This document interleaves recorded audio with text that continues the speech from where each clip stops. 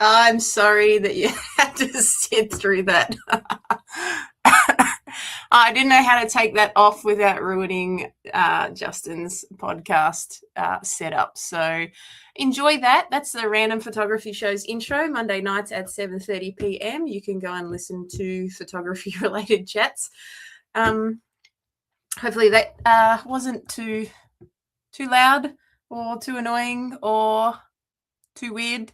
I actually want to play something to start with, so it's a little, now it seems a bit strange to go back to back with 2 clips in a row, but here we are. Just as a way to, I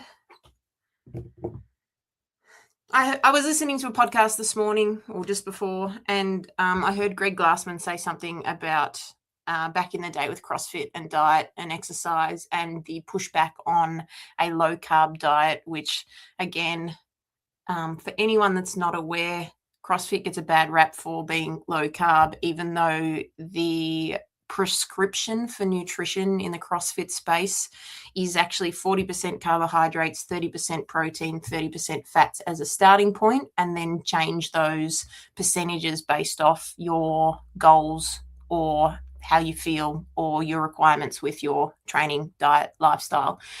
So CrossFit's always got a bad rap about being low carb, even though it's not necessarily low carb, it's just lower than the standard diet might be, which is probably closer to 70% carbohydrates. So I'm just going to play this clip and we will see. How do I make that bigger on the screen? Nope. There we go. That'll do. Will that do? That. Guess that's close enough. I'll just hit play on this. Hopefully, speed. Justin will hate me because 1.25 speed kills him. But here we are. Hopefully, you can all hear it. No, it's actually the combination of things that make this unique. And if you find someone that was doing heavy deadlifts, run a lap, heavy deadlifts, run a lap, heavy deadlifts, run a lap, I'd like to know about it, because I tell you what, when I was doing it, there was a universal chorus from everyone watching that this is no good. He's not even separating cardio from strength training. Shut up. He's not. No. And you know what else? Just going to pause it there. So Greg's just talking about the fact that once upon a time when he, I guess, created CrossFit, people used to say these movements aren't new. And he was not under the impression that he had invented anything, but more so just he was trying to demonstrate to people that you can put these movements together and they don't have to be separate in your training, hybrid style, or I've blanked where I was going with that, but they don't have to be separate in your training, and you can become fitter, stronger, healthier by combining them. But people used to say to him, "You haven't invented this," and he would say, "I'm well aware of that." But it leads into a little bit about nutrition from here. He's not eating any carbs. Oh, this guy's no good. I had to hide what I was doing from the industry, from gym owners, from everyone but my clients. You know, when you used to tell those stories, I found them so hard to believe. I was like, why would anyone care what anyone's eating? And then all of a sudden, all of your buddies were getting sued and getting their medical degrees trying to get taken away for following your prescription. I've had friends fight American corrupted science in South Africa, in Australia, and in Sweden, when a physician dared to suggest that carbohydrate toxicity is the underlying cause of chronic disease. They had their licenses challenged and had to fight for them to keep their medical licenses. And the effort that was conducting the fight, the attack, was Harvard group. I forget what the fuck it's called even. I don't know what that screen's gone. I've lost it. This is chaos. For a moment, I have no idea what I've done. I can't find it. Which is funny. Oh, anyway, that clip there. Greg Glassman was doing PTs in Globo gyms 15 years before CrossFit became a corporation. Is that the right word for it? And so it's interesting, even 40 years ago, same stuff as now in terms of people being upset about carbohydrate intake. Justin says, I'm still here. Yes, Justin. The problem is that I've lost the screen that had that YouTube on it, and it's still playing in the background there, and I can't find the screen, so I don't know where it's gone. So I'm flying solo. I lost my bunch of tabs that I was going to pull up, so it'll be interesting. While I regather myself, Jim's comment, you're late. Yes, Jim.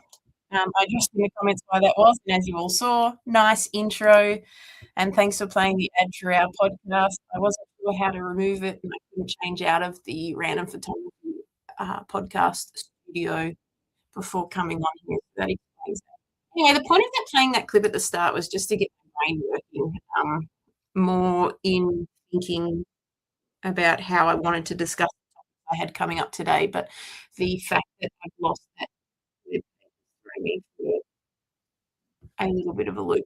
So push on, I guess to say. Now, I titled this, What's the Point of a Time Cap?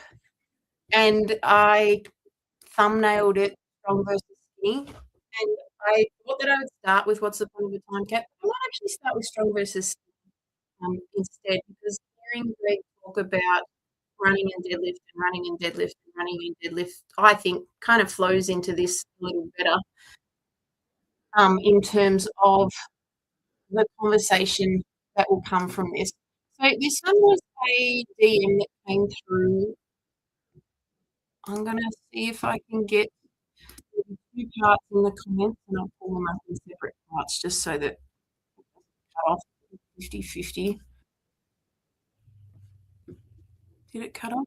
No.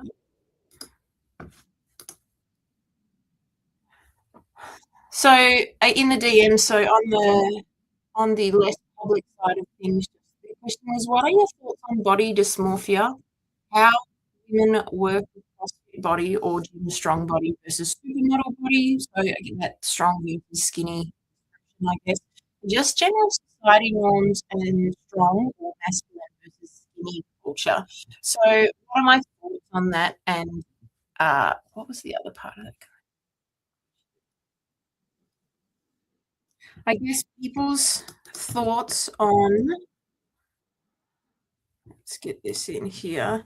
I guess being conflicted in wanting to be skinny, but also wanting to be strong. Have I ever struggled with it? And what are your thoughts on both body desires?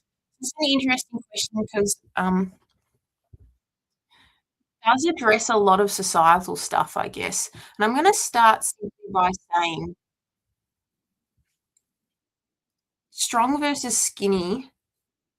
I don't really look at it in that capacity, I guess. And this is probably just years of being a part of a CrossFit gym. For me, it's not necessarily strong versus skinny, but it's more like, are you capable or not?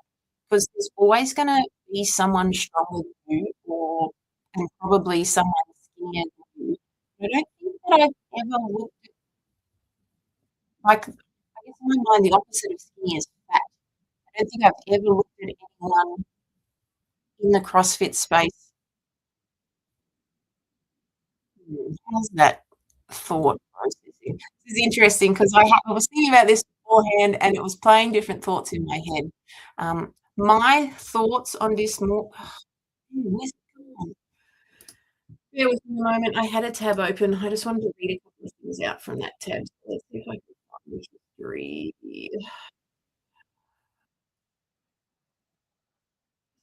history. History.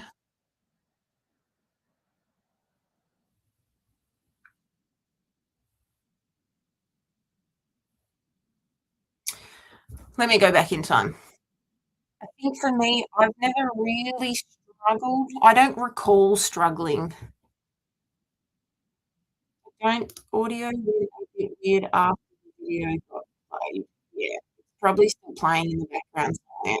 Honestly, I don't know where it is. I don't know what happened. Anyway, strong versus skinny. I guess for me, I do recall thinking like I want to lose weight or I'd like to go down a size or whatever that thought process might have been when I was younger. But I was never so desperate to do that that it became something that I focused on a lot. I don't know if that makes sense yet, but what I mean is I was always into sport. So for me, I think it was always about what my body could do, which I guess is why I look at strong versus skinny. And is that more so like, are you capable versus not capable? That's probably the way I would look at it. It could mean different things to people. Using that description, strong versus skinny, might mean different things to different people. Whoever you are out there listening to this, might look at strong as being bulky and muscular, and you might look at skinny as being slender and lean.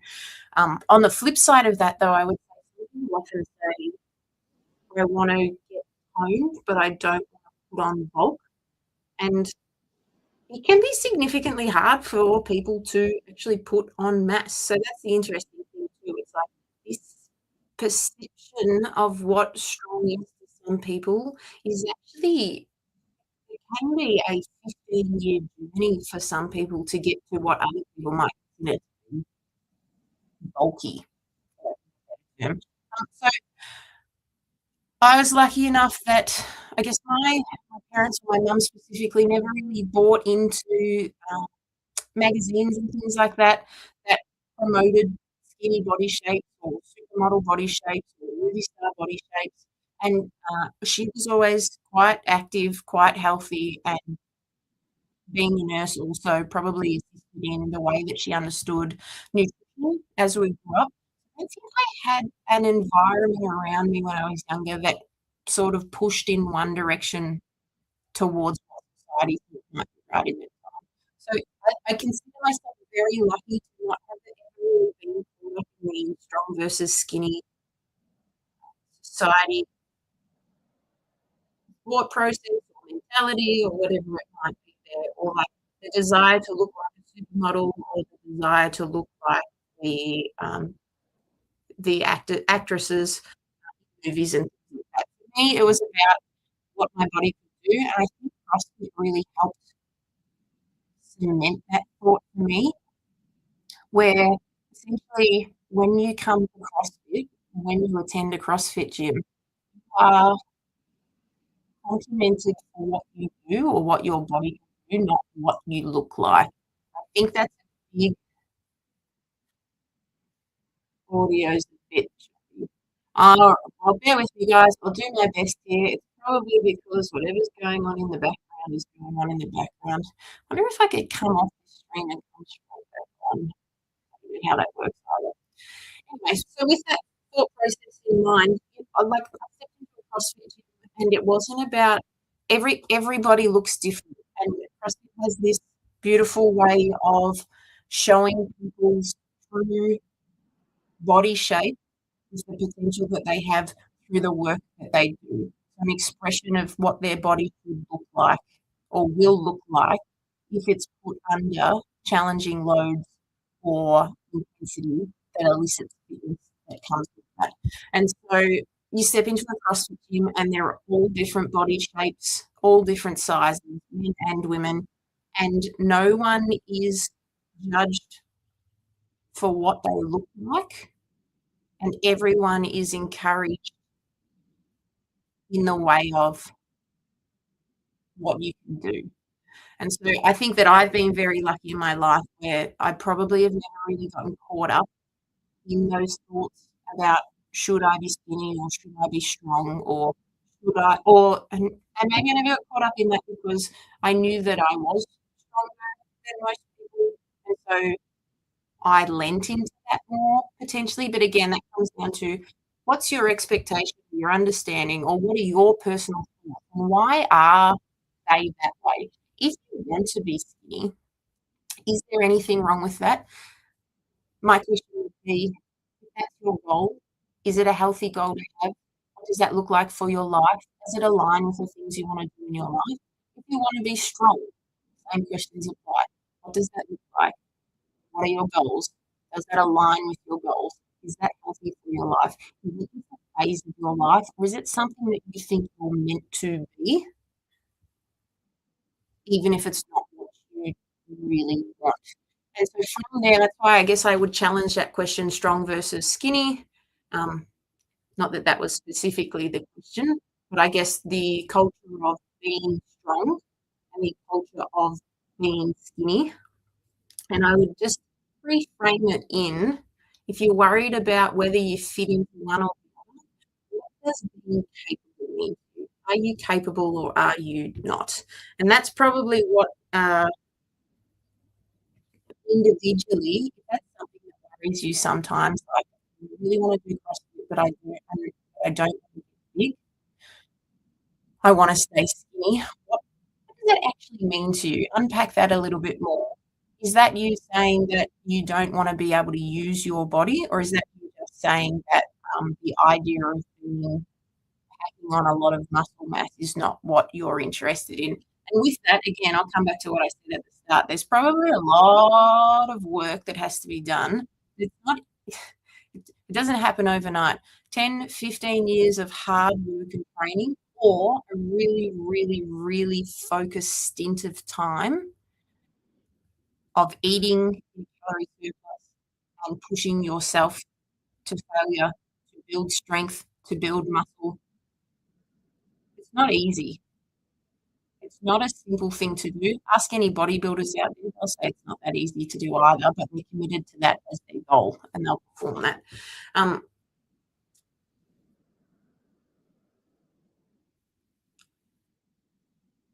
If you are conflicted, really think about why that.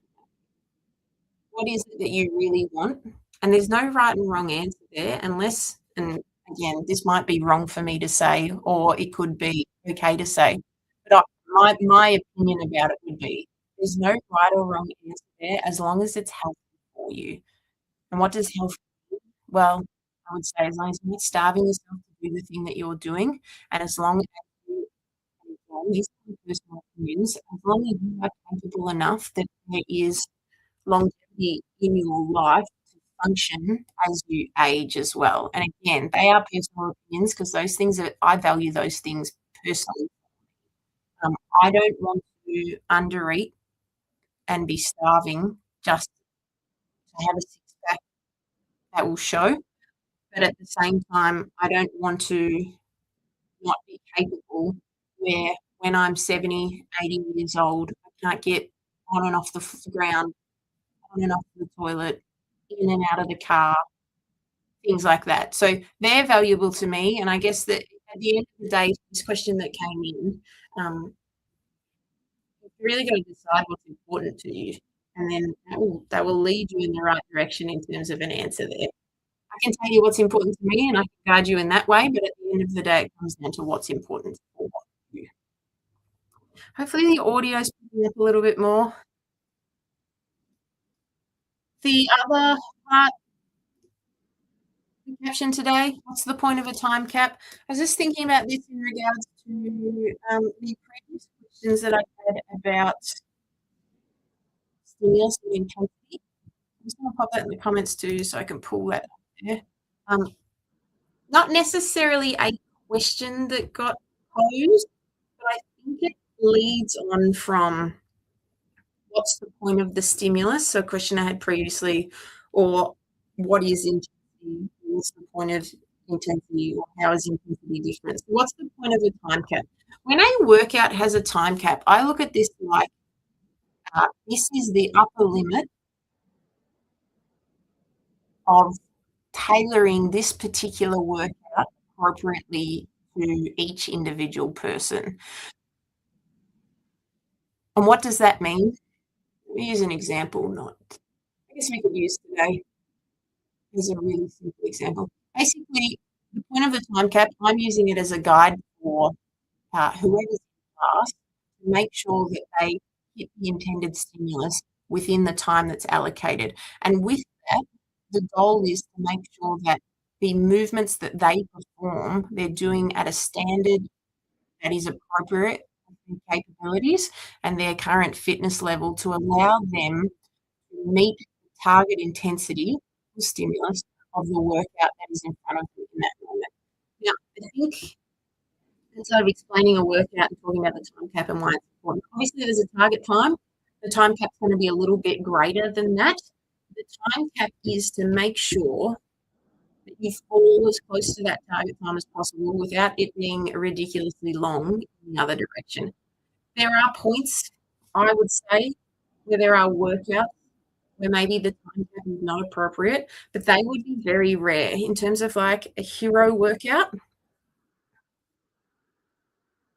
I would still even say, I would probably say only a hero workout. The point of a hero workout is meant to be a bit of a grind. You're meant to put yourself in the mindset of these people were suffering to do the things that they did. I am putting myself in a position where I feel like I'm suffering to get through this workout, to have some appreciation for what these soldiers went through. So, in my opinion, a hero workout might be the only time that a time cap might be less relevant, or you might allow an athlete in class to continue further than the time cap. I think that in a general day-to-day training environment, in a workout, if you're leading the class and most people or everyone else, let's say everyone except for one person is finished within the time cap, and you allow that one person to continue past the time cap, the question then becomes to me, on me, I think to myself, where did I let that person down as a coach? How did I allow them to perform weight or reps or movements that had them resting more in this workout than they were actually working? And so when I say, where did I let them down? I'm looking at it like I guided them incorrectly through this workout and they have missed out on the intended stimulus of this workout. So they've missed out on the desired intensity of this workout. And what I mean by that is if you advance past the time cap, work is taking you longer than we want it to. What's the point of that? And as the athlete, some of you might think, I just want to finish the workout to say that I finished RX. And it's like, in that moment there, I would question you as to whether or not RX is the appropriate choice for you in that moment. The reason why you extended past that time cap is you spent too long on each of the movements, longer than it was originally allocated, and therefore you have missed out on that desired effort required in that moment. Just trying to think if I can pull up an example of a workout. Yes, at the end of the day, I'd like to think that you know that the time cap stops you, rather working as hard as you can up until that moment. What I think that happens with people sometimes is if you're allowed to work out past the time cap, you actually go slower. You put less effort in that moment, knowing that you've got additional time that's not stipulated. Where am I going with this? I mean, I know where I'm going with this, but I don't know if that was explained well enough. What is the point of the time cap? To cut you off so that you learn a lesson. Let's start there. As the athlete, the time cap stops you. Maybe you chose to do the workout RX and you didn't finish it. It stops you in that moment. Hey, I was 1 rep short. I was pretty close. I should have worked just a little bit harder earlier on. I should have not rested as long in between those sets. That's lessons learned. Or I was a long way away from finishing this workout. Which movement had me resting the most? I've then gained valuable information about your ability based on how long you rested in that moment as to which movements are a little bit more of a weakness for you. Gathering that kind of information, using that time to help you gather that kind of information, I think is where the learning comes and the growth comes in CrossFit. If you are putting a clock on and going, I'll just go until I'm done, there's no external accountability from that. And part of the reason why there's a clock in CrossFit is to make sure that it's measurable and repeatable and all of those things.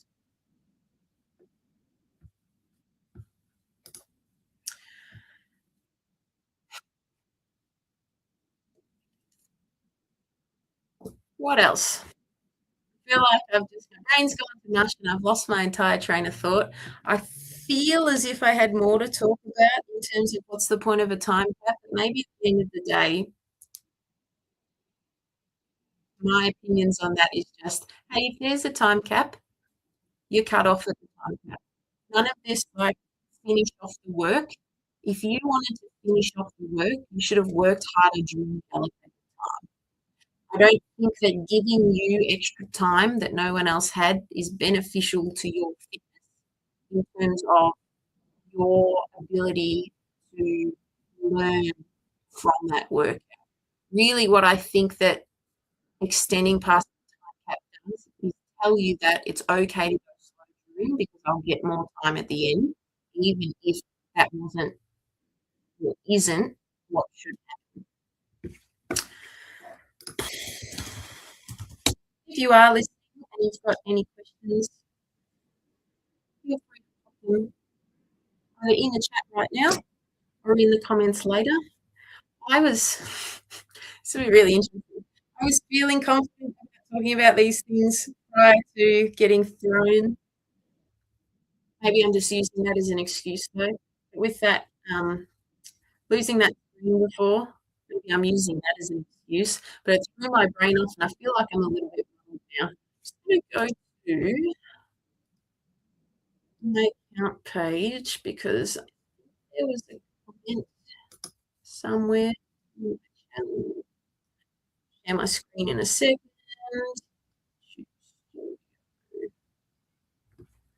See.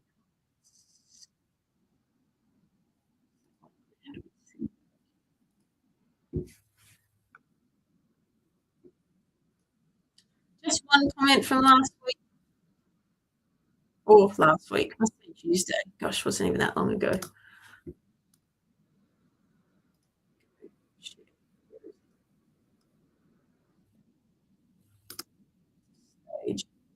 Inception. It's me again. I don't know how to get that sidebar off there. Anyway, on Tuesday, why sign up for the Open? That's what that one was titled. I can't remember what the final was there. Pete, thanks for listening after the fact. Sorry I missed this question. Sorry I missed this yesterday. Lots of good discussions and coverage on the comments. I'd like to know specifically what you liked about that. So if you're listening again and there was something in particular, we have the open topic and answers about younger you starting out. Again, was there something that stood out more to you, Pete? Maybe you'd like to comment and say what you remember from, or what you would tell your younger self now that you're so far into your CrossFit career. But I appreciate the comment left on there and the like and subscribe if you haven't done that yet, guys. So thanks so much for taking the time to comment on there, Pete. If anyone else is listening and they want to comment on this one, of course it is appreciated. I am going to sort out the technology next time, hopefully. And maybe I'll even come back with these same talking points again with a little bit more clarity in my brain about what that looks like.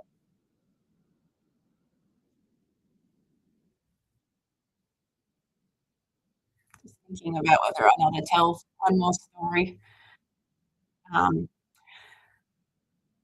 Yeah, why not? So